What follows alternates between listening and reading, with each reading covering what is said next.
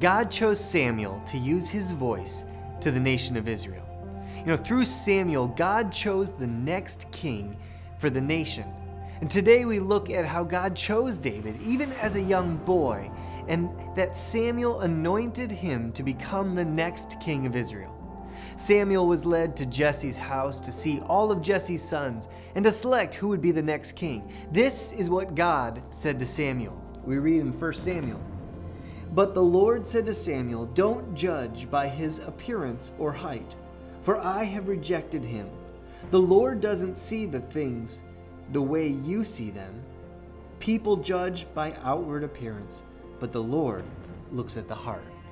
After Samuel had seen all of what he thought were Jesse's sons, he still wasn't sure that any of these young men were supposed to be the next king of Israel.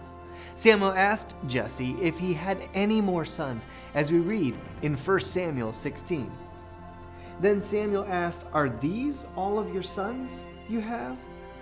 "There is still the youngest," Jesse replied, "but he's off in the fields watching the sheep and goats." "Send for him at once," Samuel said. "We will not sit down to eat until he arrives."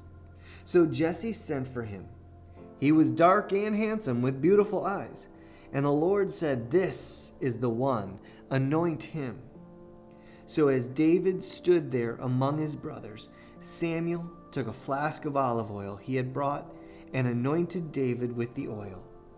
And the Spirit of the Lord came powerfully upon David from that day on. Then Samuel returned to Ramah. This symbolic act of anointing David with oil was a symbol that God had chosen to show who would be the next king.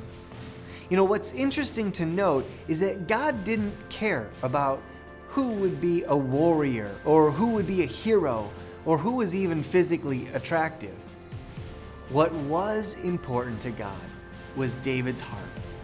God was looking for the right person with the right motives and a strong reliance on him. Often we personally take so much effort to make our outward appearance seem like we have it all together. God doesn't care about the things that we do, even the things we do for him.